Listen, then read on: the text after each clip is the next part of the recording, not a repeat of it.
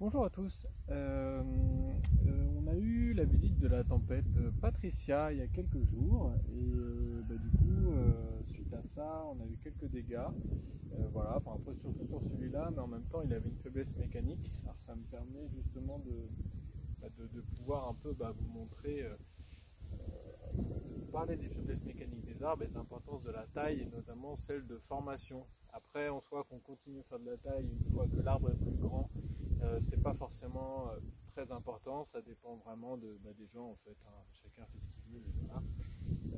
Par contre, la taille de formation, ça permet vraiment d'avoir des arbres costauds qui vont résister aux intempéries et qui pourront supporter en fait tout simplement leurs fruits sans se casser la gueule et sans s'ouvrir en deux comme c'est le cas ici.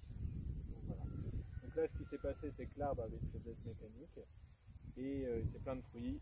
Et le coup de vent a fait que du coup, les deux parties là, se sont séparées et l'arbre s'est ouvert en deux. Alors, tout simplement parce qu'en fait, je ferai un petit zoom juste après, ici on avait un souci d'écorce incluse et de fourche en fait. Là on voit que les deux écorces sont en train de se pousser sur cette partie-là et sur cette partie-là. Et en fait, ces deux branches sont parties du même point à la base, alors qu'il aurait fallu en supprimer une pour éviter cette et du coup, l'arbre a fini par se pousser comme ça et ça fait un point de faiblesse et donc c'est ouvert en deux comme ça. Ce souci-là, si on intervient tôt, c'est facile. Si jamais on intervient déjà avec un stade où les branches sont comme ça, sont assez grosses, c'est beaucoup plus compliqué. Je vous mettrai en description une petite vidéo très intéressante de la ferme de Cagnols avec comme intervenant Marceau Bourdarias, qui est vraiment un expert chez qui, du coup, notamment moi, je me suis formé avec lui, entre autres sur la taille des arbres. Et du coup, il a un point de vue très intéressant qui change un petit peu, vous verrez. Vous allez voir la vidéo, vous allez comprendre pourquoi. Et voilà, je m'apprendrai plus sur la taille des arbres en général, en allant notamment sur ces vidéos qui sont diffusées par Vers de Terre Production.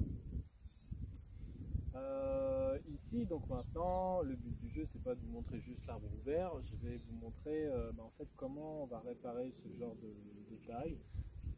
Alors là, c'est une plaie importante, donc c'est possible aussi que l'arbre n'arrive pas à s'en remettre. Voilà. Là, malheureusement, vu que l'arbre a choisi de garder cette partie-là, on va garder que cette partie-là et on va supprimer ça pour essayer d'alléger et on va essayer de refermer la plaie de manière à ce que... je ne suis pas un grand fan des badigeons, de l'argile, de tout ça. L'arbre, il n'a pas besoin de ça pour survivre et on va essayer tout simplement de lui remettre sa propre écorce dessus et en fait de voir s'il n'arrive pas à se compartimenter en fait tout seul et à refermer petit à petit ses plaies. D'accord? Donc voilà. Nous on fait tout ce qui est petit instant pub, on fait tout ce qui est taille de formation et formation à la taille en général en début d'année. Donc s'il y a déjà des personnes qui sont intéressées et proches de la pépinière ou pas, n'hésitez pas du coup à nous en faire part et on pourra voir, on communiquera tous les tarifs des stages et tout ça. Voilà. Donc c'est parti. Donc voilà un petit zoom sur la partie coupée. Il faut savoir aussi que cet arbre là, du coup, il était déjà là quand on est arrivé, donc on n'avait pas pu le tailler justement comme les autres en fait qu'on a mis après. Et du coup, il s'est trouvé qu'il y avait un point de faiblesse que j'ai pas vu. Je l'avais gardé comme étant un arbre justement sur lequel s'entraîner pour tailler lors des stages pour la taille.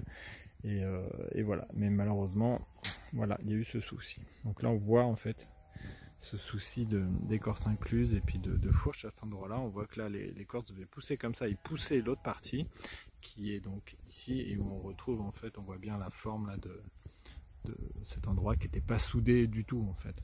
Et du coup, ce qui crée clairement quand il y a des gros charpentières comme ça qui partent tous du même point. Le souci c'est que voilà, ça se soude pas forcément bien. Alors là on voit par exemple sur celle-là, entre ces deux branches là, on voit que le bourrelet est plutôt vers l'extérieur, donc c'est plutôt bien soudé. Le souci c'est quand l'écorce rentre à l'intérieur, un peu comme ici en fait, l'écorce devait rentrer à l'intérieur et en fait les deux branches se sont poussées, écartées comme ça, et il y a des moments où on a le temps de voir venir le truc et on peut réparer. Là là c'est mort. Donc on va intervenir pour du coup remettre tout ça et essayer de refermer la plaie. Voilà, c'est parti. Petits outils, donc un bec corbin et une scie d'élagage. On désinfecte ces outils, même si là vous me direz il y a d'autres soucis que mes petits outils qui vont tailler tout net. On fait ça bien, on désinfecte les outils.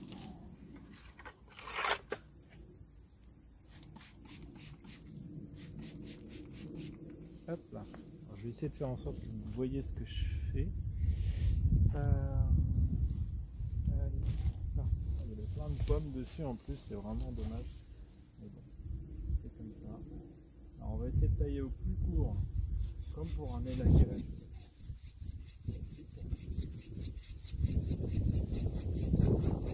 Très délicat comme ici.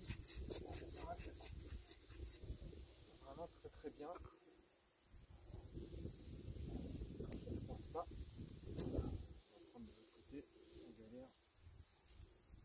La branche voilà.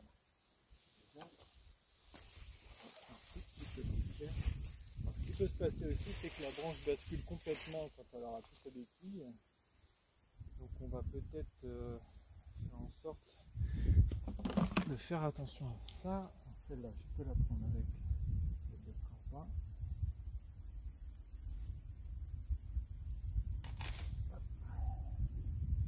Voilà. Alors là, on va mettre le morceau d'étain.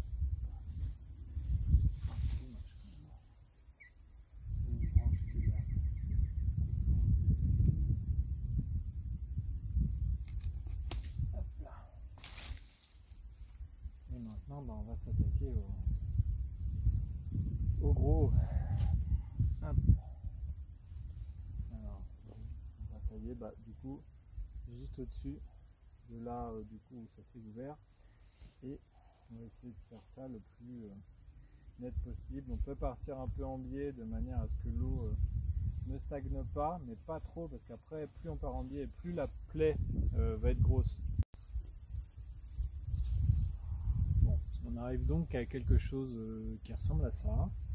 Et là on va faire en sorte de réencastrer le mieux possible en supprimant en fait vraiment tout ce qui va gêner. Et là je vois que la petite branche qui est sur le côté. Donc là ce qu'on va faire, c'est qu'on va le rapprocher le plus possible, et pour ce faire on va utiliser quelque chose de tout à fait conventionnel dans les arbres en culture en tout cas, c'est un tire-fond. Et en fait c'est pas très important, il peut y avoir des clous dans des arbres, il peut y avoir des tire-fonds comme ça, il peut y avoir vous verrez ça dans la vidéo à la ferme de Cagnols, on peut mettre vraiment des outils en métal comme ça, mais surtout pas de ligatures qui font tout le tour de l'arbre, parce qu'en fait ça va vraiment couper la circulation de la sève. Alors qu'un point précis ça va renforcer, mais voilà, pas de ligature totale. Donc là on va essayer de le mettre par là pour être bien. Ça devrait nous permettre justement de vraiment rattacher les deux parties et les rapprocher, parce que les clous c'est bien, mais ça va pas nous rapprocher l'arbre en fait.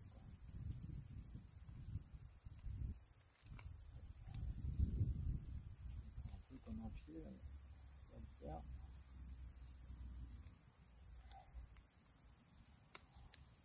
Bon, évidemment, si plus tard vous voulez couper l'arbre, il faut faire attention. Il faut vous souvenir que vous avez mis de la ferraille devant.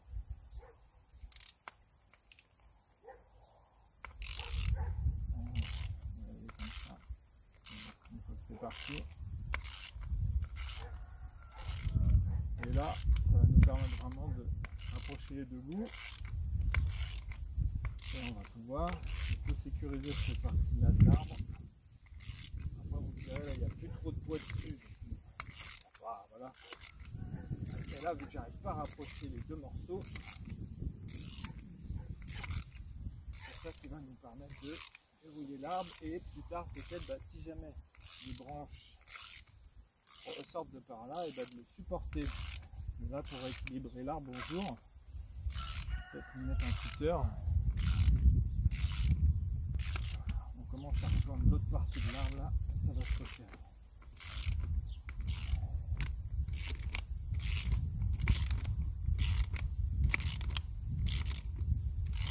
Pour l'instant ça s'écarte. Bien que c'est sûr.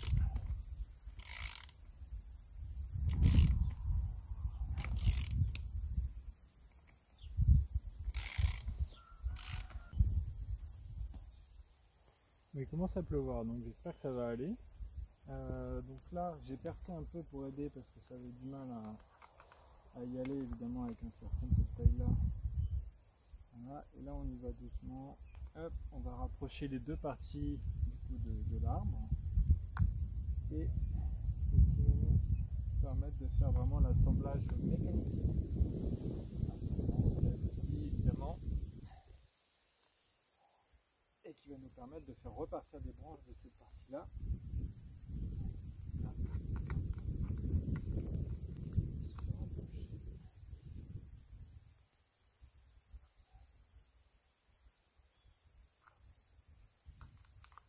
Voilà, donc c'est comme si vous répariez votre voiture. On arrive avec les grosses clés.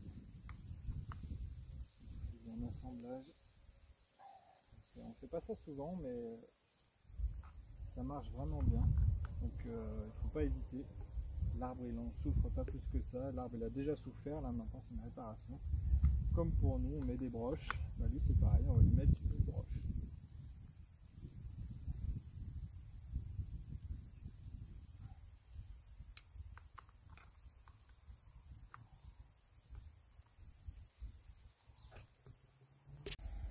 Donc voilà, donc là la plaie est refermée, enfin, en tout cas le plus possible. Par là ça a pas trop mal, on voit que ça a bien jointé. Par là un peu moins parce que c'était embillé, puis il y avait un bout qui était cassé qui gênait un peu plus. Mais bon, voilà, il n'y a plus grand chose à recouvrir par rapport à ce qu'il y avait au début. Et là maintenant on va venir finir de réparer ça. Donc moi je vais mettre du parafilm comme pour la greffe des agrumes pour garder ça un peu au frais, parce que là il fait humide depuis le début, donc ça permettra d'éviter que l'eau rentre dedans. Et la semaine prochaine on a du 30 qui arrive, donc je préférais garder toute la plaie au frais et que ça puisse du coup se réparer comme ça tout doucement. Allez, c'est parti, je vous montre après ce que ça donne.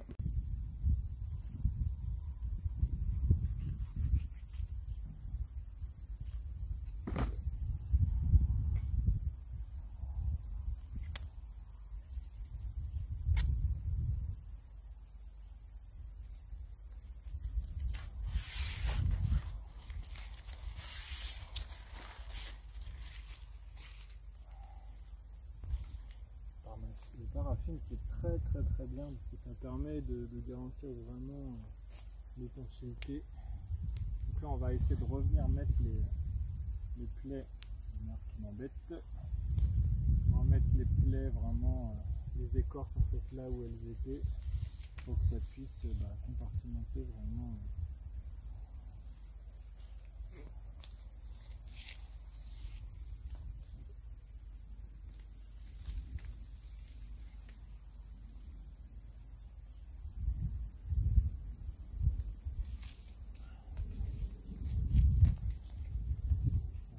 Donc là on pourra laisser repartir de ça plus tard d'autres branches, de nouvelles branches, vu qu'il y a le tiers-fond qui vient. L'idéal ça aurait été de le faire avant que la branche casse, comme ça on aurait eu la récolte d'automne cette année. Mais quand on ne voit pas et qu'on doit sauver les meubles, et voilà, c'est ça comme ça. Donc ça, le paraffin ça se dégrade, ça ne va pas venir stranguler l'arbre en dessous. Une espèce de tête mais qui va être beaucoup plus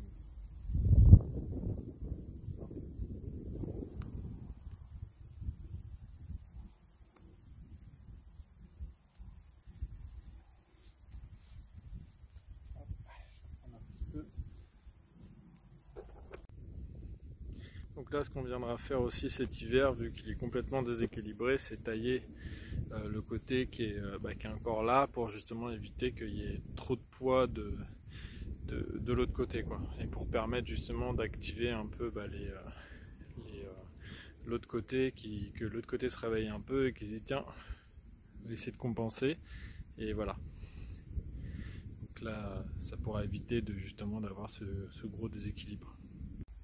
Donc voilà, le pansement est fini. Alors moi j'ai utilisé du parafilm M utilisé pour la greffe, mais vous auriez pu utiliser tout ce qui va être du coup des baumes cicatrisants, des choses comme ça, hein, bien sûr. Hein, y a pas, moi j'avais beaucoup de ça, donc j'ai utilisé ça, mais voilà. Là, ce que j'aime bien là-dessus, c'est que ça va se dégrader assez rapidement et ça permet vraiment de garder juste la fraîcheur là, et puis un petit peu l'humidité, mais pas trop non plus que ça pourrisse pas à l'intérieur, pour justement permettre de vraiment garder un peu au frais la cicatrice qui va pouvoir du coup se ressouder un peu plus au frais, vu qu'il prévoit un peu des grosses températures la semaine prochaine. Voilà. Donc là, si on s'éloigne, évidemment, l'arbre il ressemble plus à grand chose, parce que voilà, il lui manque un côté. Donc là maintenant il va falloir qu'il se rééquilibre. Et les branches pourront repartir de la partie qu'on vient de ressouder, parce que du coup elle est maintenant fixée avec un tire-fond de part en part du tronc principal, et du coup normalement voilà. Il y aura toujours une faiblesse mécanique, il faut faire attention évidemment, il ne faut pas laisser une branche partir de là qui soit énorme, il faudra bien, je vais être obligé de surveiller que ça ne se développe pas de trop, et voilà. Et toute la partie que j'ai enlevée, maintenant ça va partir en chop and drop, comme on dit maintenant.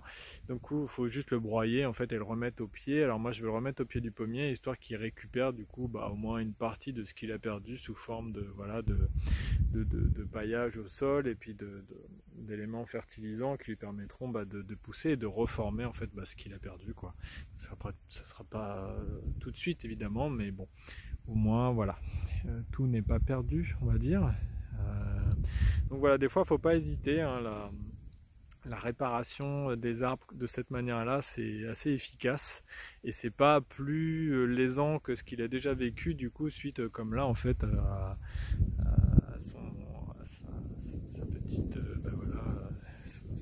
sa blessure suite à la tempête du coup Patricia qu'on vient d'avoir nous ici dans le nord, et qui du coup la faiblesse mécanique qu'il avait d'écorce incluse au niveau de l'insertion des charpentières, plus le poids des fruits du coup de la saison, voilà, il a cédé. Donc bien faire attention à la taille de formation, c'est la taille la plus importante.